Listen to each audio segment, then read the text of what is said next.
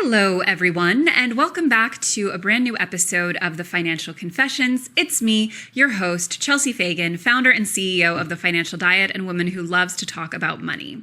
And I want to start this episode with a content warning because we are going to talk about some pretty heavy topics that we don't often get into here on the channel too explicitly, topics that can be triggering and upsetting. And that is a lot to do with disordered eating as well as disordered relationships to one's own body and the food that we're putting in it.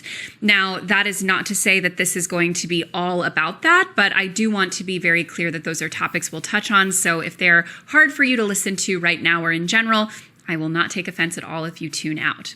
Those of you who follow me on TikTok might have seen a TikTok I posted recently that blew up in a minor way. I'm not going to say it was viral or anything, but it definitely got a bit of a conversation going because I came across a video that really upset me to see on just like a personal level, but also upset me to see that it had, at the time of my recording my TikTok, over 1 million views and tons of people in the comments talking about how they too love to do this or love the idea. Basically, an influencer, I'm not really familiar with her, posted a video of her like favorite low calorie dessert that she referred to as her dessert lasagna. And when I saw an image of it, those of you watching YouTube can see what it looks like here. I actually thought this was some sort of gummy candy or cubed up Jell-O. It turns out that it is indeed just a glass full of crushed ice into which she pours Crystal Light packets. And she calls it lasagna because she does layers of ice with layers of Crystal Light.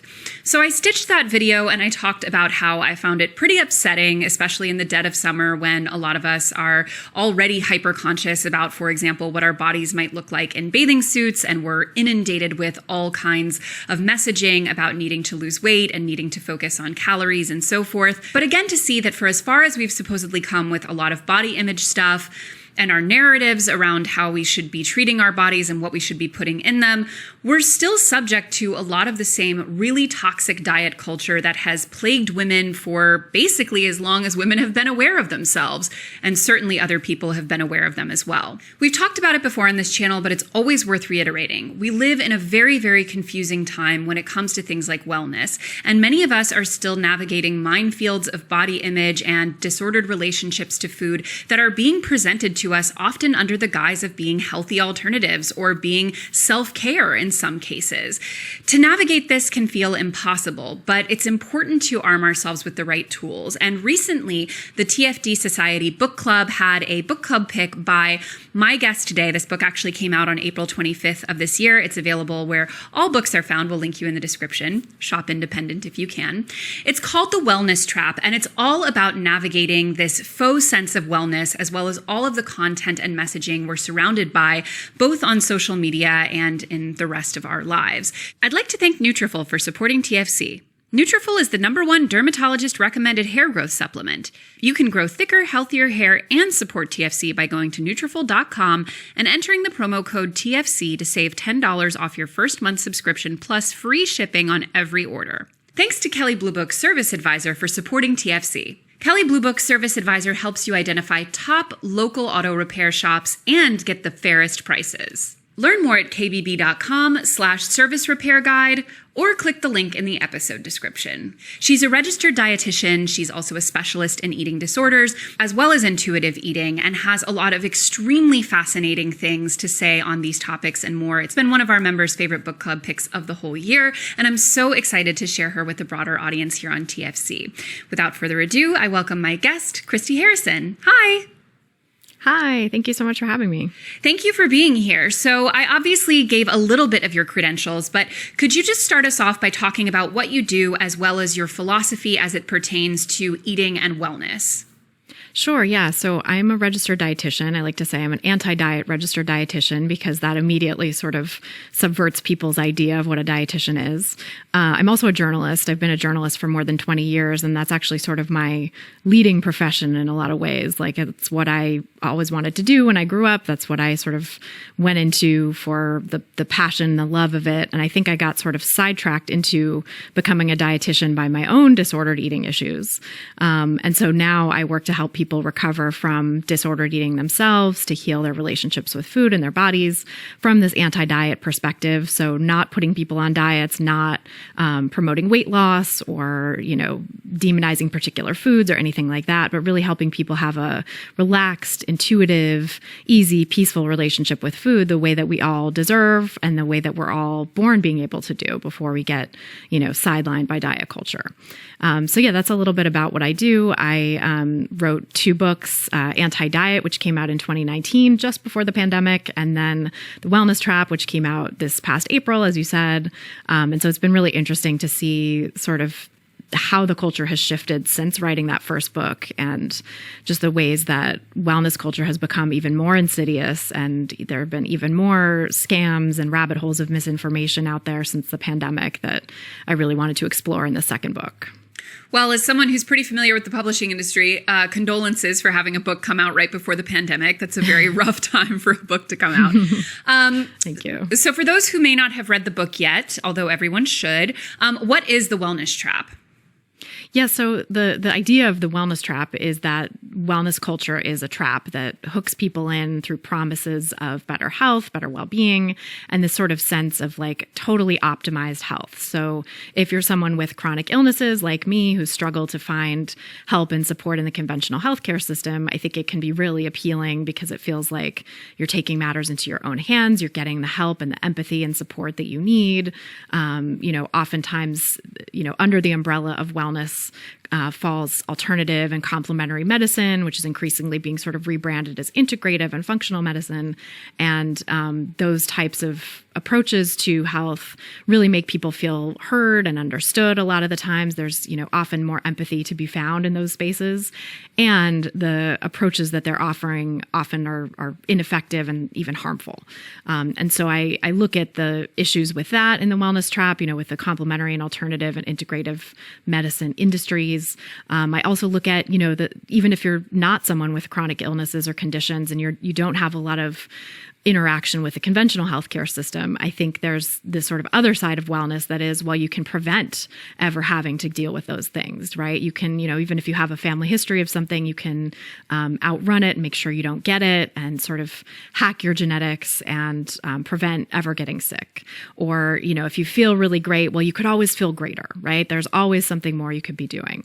And I think this really ties into a lot of other issues that we have in American culture, sort of, rugged individualism, optimization of all things, and this sort of sense of personal responsibility that, it's your responsibility to prevent yourself from ever getting sick. And that if you do, it's your fault. And, but, never fear, there are all of these things that you could be doing to make yourself better. And you could put your diseases into remission if you just find the right, key and tools to sort of unlock that.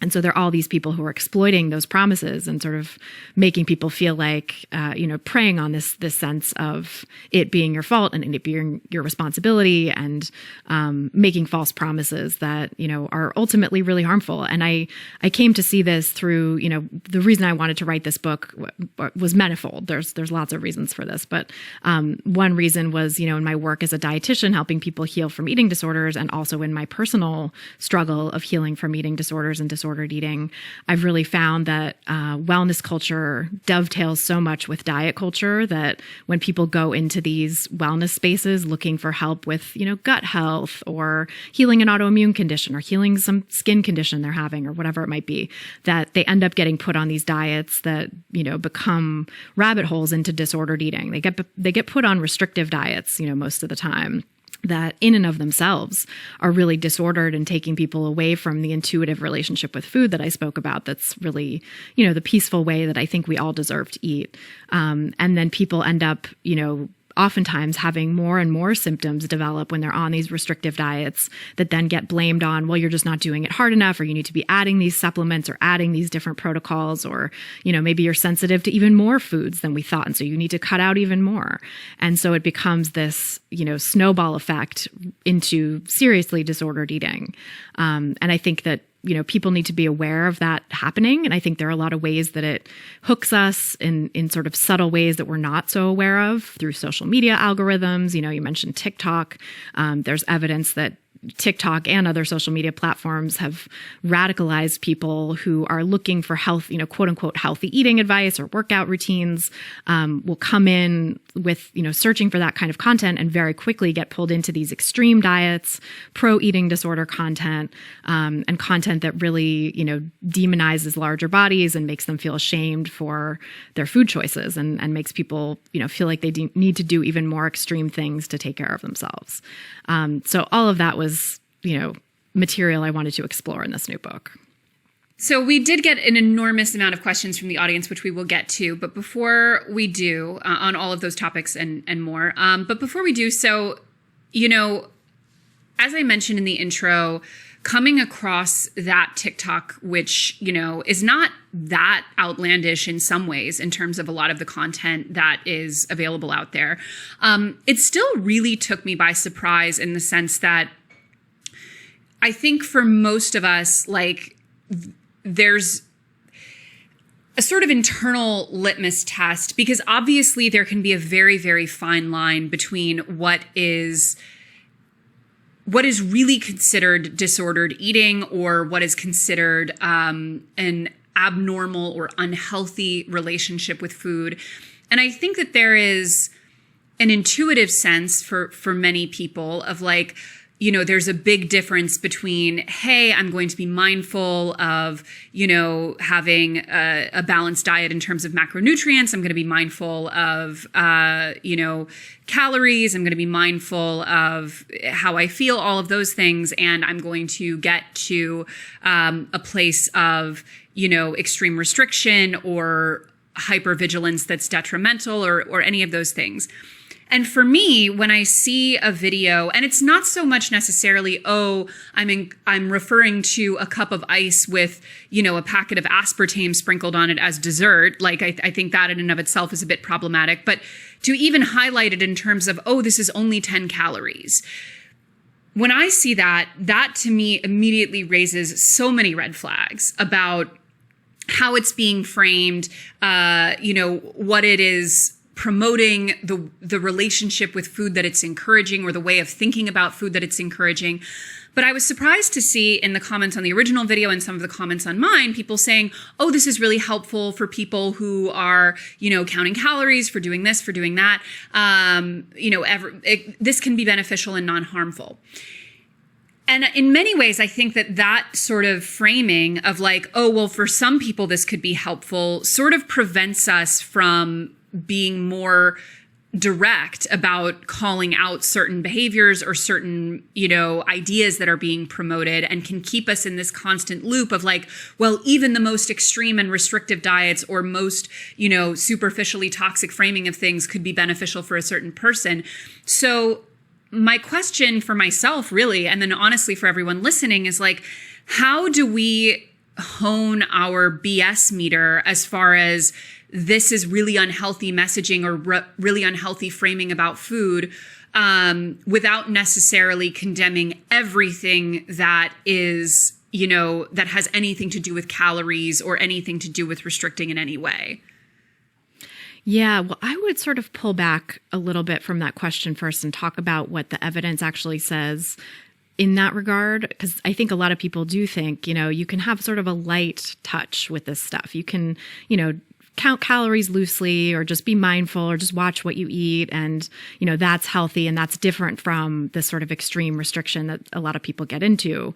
But actually what I've found in my own clinical work, what I've found in my personal, healing with this stuff, and what we see in the scientific literature, there's a couple of studies that have shown this sort of evidence-based way, is that the line between those two things is very fluid, and in fact they exist on a continuum on which people slide back and forth. So you can't, it's called flexible dietary control in the literature, this sort of light watching it, maybe being mindful of calories, etc.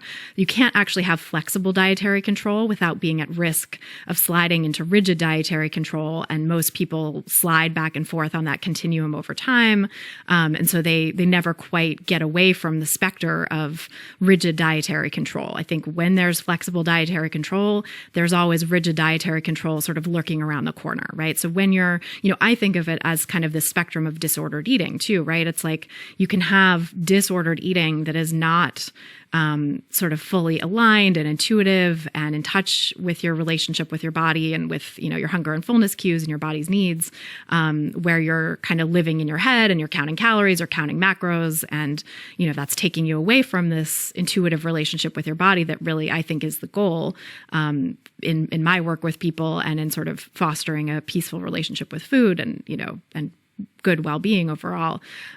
You can have that and, you're not totally disordered. You're not over at this end of the spectrum that is, having this supposed lasagna stand in for a real dessert or, counting calories down to the incremental number and being really rigid about it and never deviating and all of that stuff that, really characterizes a full-blown eating disorder.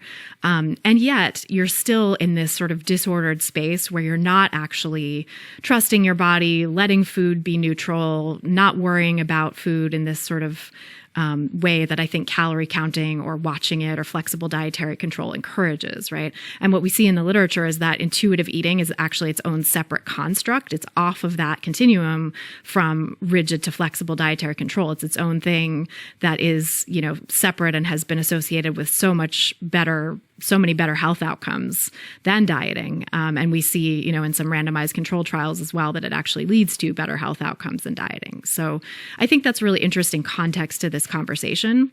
And, so what I would say in response to that is, ask yourself where you fall on that continuum. And if you truly feel like you've only been in the flexible dietary control space, or if there's rigid dietary control in your past and perhaps in your future and sort of, lurking around the edges, right? Maybe you think you're sort of relaxed about it, but then when you actually look a little bit deeper, you're like, oh, right, I won't let myself eat carbs, or I won't let myself eat after X PM in the evening, or, I have these rules about food that I'm sort of wedded to. And I think it's because of health, but it's also kind of because of weight. And I also don't really know like the solid evidence base behind it. It was maybe something that I heard from, an influencer or a diet guru or, maybe even my doctor, but who was sort of not a dietitian, not someone who was giving detailed nutrition information, but sort of maybe tossing off something, because doctors, unfortunately, aren't really trained in nutrition for the most part. And so doctors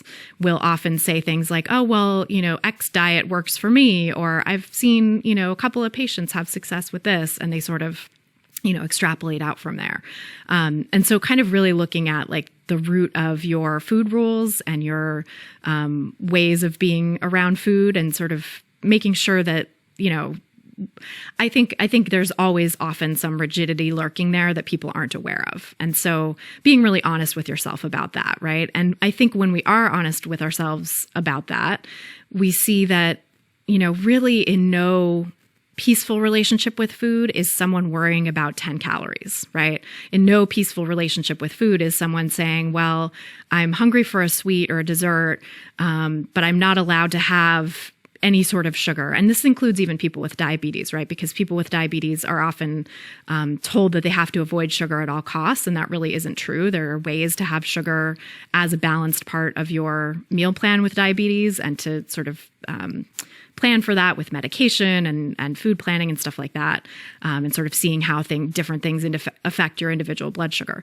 So anyway, people can have dessert and not worry about it and not be counting calories down to that minute amount or at all, and I think if you're not feeling free enough to do that, if you're not feeling flexible enough to do that, it's really a sign that there is some disorder in your relationship with food. Not to say that you have a full-blown eating disorder, but that you probably fall somewhere in that spectrum of disordered eating as opposed to what I would say is ordered eating, I guess, which is intuitive eating, just relaxed eating that's not thinking about all of those external forces. From a financial perspective, there is obviously, first and foremost, the diet industry, the wellness industry, the supplement industry, which, by the way, I have to shout out our episode of Too Good to Be True this season, all about the supplements and essential oils industries, which are by and large scams. But obviously those industries are extremely lucrative and essentially always have been. But kind of separate from just the financial incentives of these industries, there's also, and I think, this has always been true to an extent with diet, but I think especially with wellness, at least in my perception, there's been a real ramp up of the class signifiers that really tie in and dovetail with wellness as a concept. Obviously you have the Gwyneth Paltrow phenomenon. You have things like I can't open my TikTok anymore without seeing someone in Erewhon, which is like, as much about like, look at how expensive all of these items are as it is about the actual food itself, which I have it on good authority is not very good.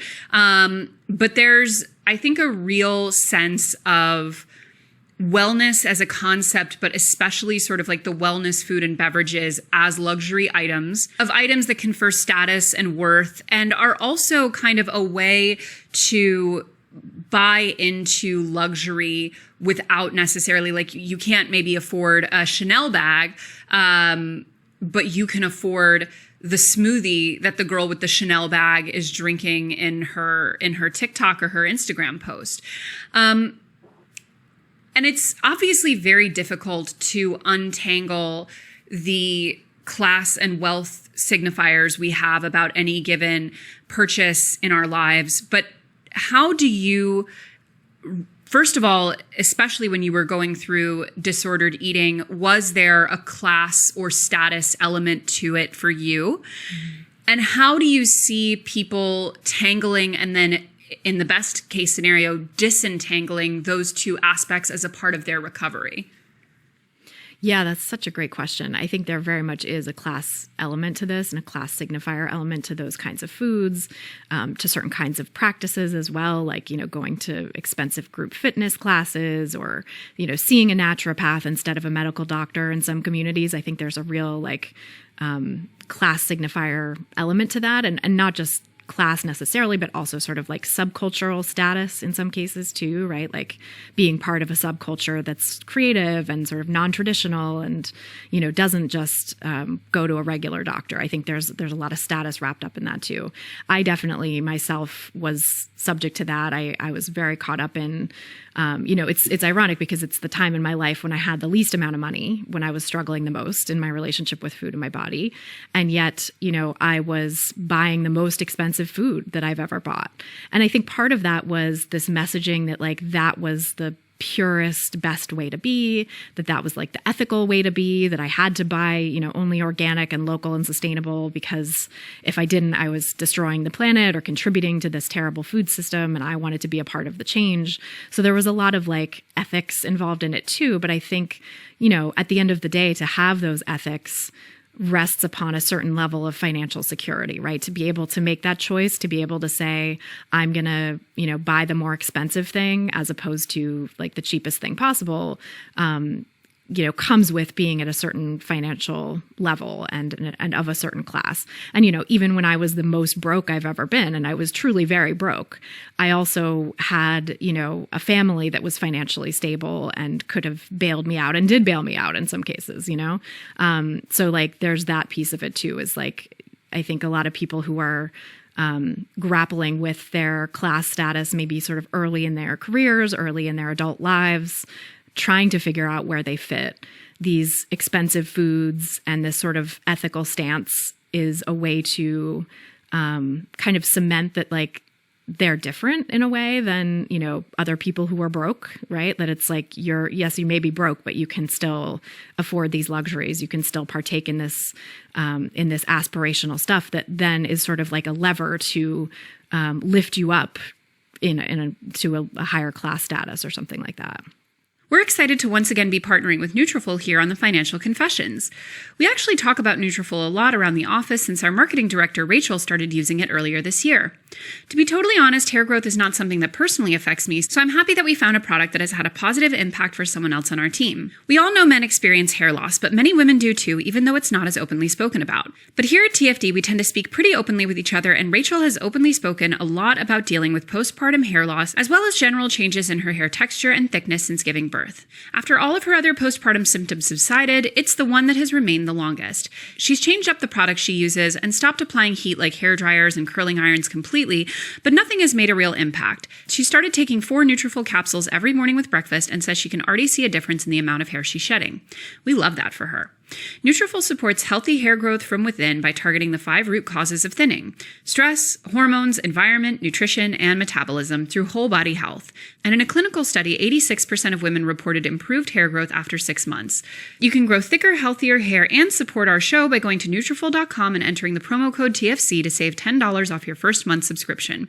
This offer is only available to U.S. customers for a limited time, plus free shipping on every order. Get $10 off at Nutrafol.com, spelled Nutrafol.com, promo code TFC. So if you're listening to this show, chances are that you own a car or are in the market to buy one. And you're likely familiar with Kelley Blue Book as the place you go when you want transparent, objective information to help you make the best financial decision when buying a car or looking to get auto repairs done. But you may not know about Service Advisor. Service Advisor is designed to help car owners identify the best local auto repair shops and find the fairest prices for services. Getting and maintaining a car is a true investment, and Kelley Blue Book Service Advisor helps you make the best financial decisions so that you can get the most out of your investment. With more than 95 years of experience, Kelley Blue Book is the trusted resource when it comes to car research, including new and used car pricing, repair and maintenance information, and advice for buying or selling your car, allowing consumers to navigate buying, selling, and owning a vehicle with confidence. Service Advisor provides insight on common problems car owners face using data from services others with similar vehicles have had performed, and also has a Q&A forum where owners can ask service-related questions so that you're never alone. They also answer key car ownership questions and provide personalized recommendations like what services to have done, when to have them performed locally, and most importantly, how much this should all cost based on similar repairs in the area. With access to customer reviews, service promotions, service center websites, and available service scheduling with price estimations, Kelley Blue Book Service Advisor helps car owners confidently identify top local auto repair shops and find the fairest prices for services. The 2 foundational pillars of Kelley Blue Book involve instilling trust and confidence in car shoppers and owners. Learn more about Kelley Blue Book Service Advisor at kbb.com/service repair guide or click the link in the episode description. Well, I mean, to your point about not wanting to participate in terrible systems, like, I think probably the most ludicrous example of this, and I, for the life of me, can't remember the brand. It was maybe General Mills. No, maybe it was Nestle. Anyway, one of like the objectively worst brands from just like an environmental perspective, a human rights perspective, like a nutritional value perspective. Just one of these really, really horrible brands that I'm not going to sit here and say I never engage with any of their products. I do, but can say that they're definitely net negatives for the world.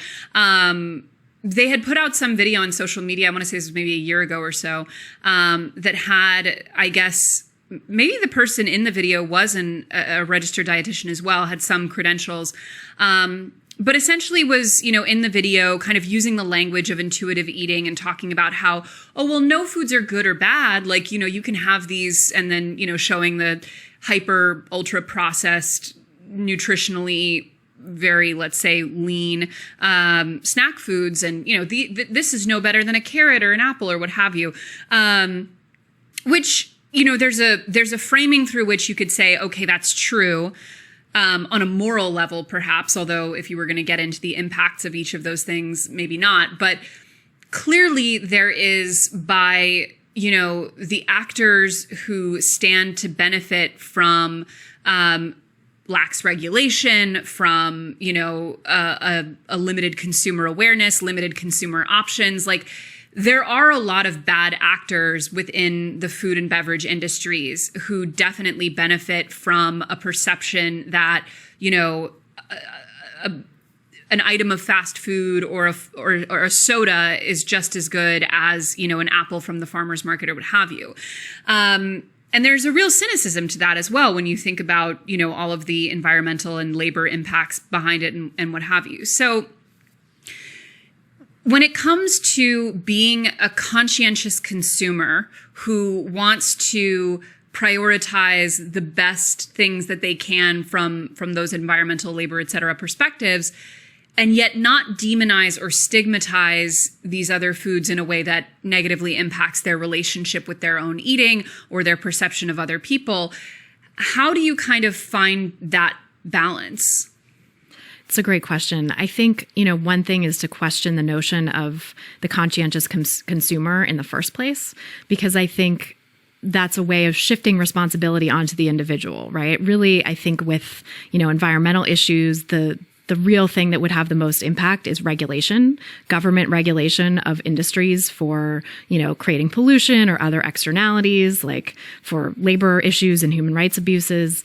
That's, I think, where we need to focus. And I think this idea of consuming your way out of those problems is just a convenient distraction that actually benefits those industries. And look, I'm no apologist for the food industry, for the beverage industry, for pharmaceuticals, et cetera. I think they all have a lot of issues for sure.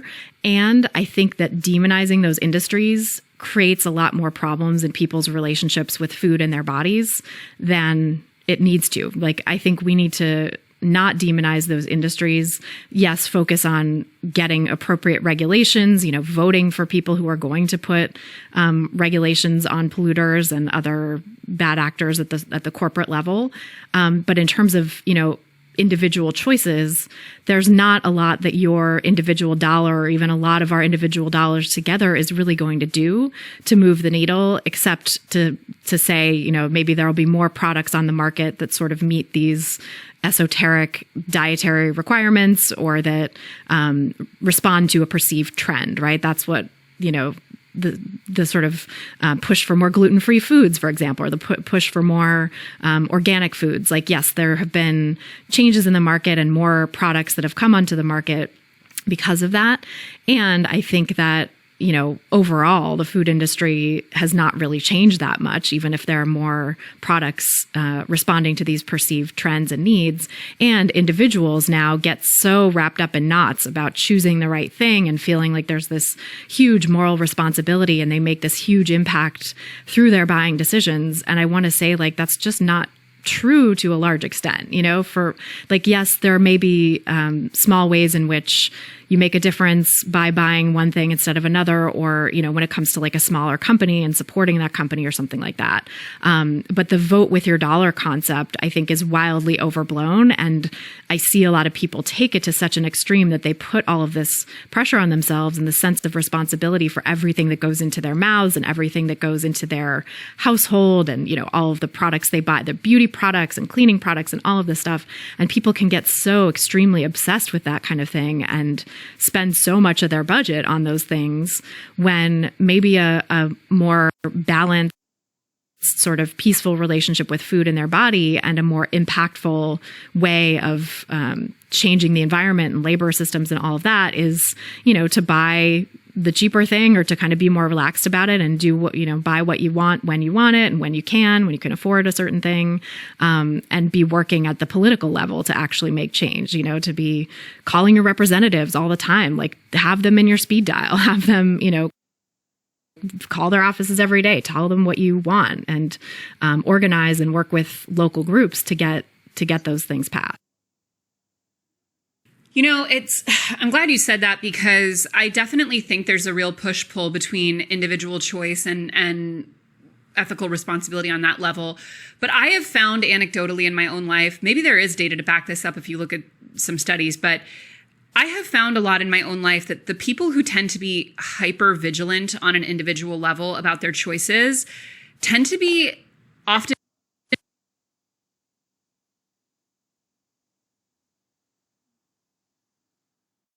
been pretty disconnected politically and in a lot of cases kind of disaffected politically.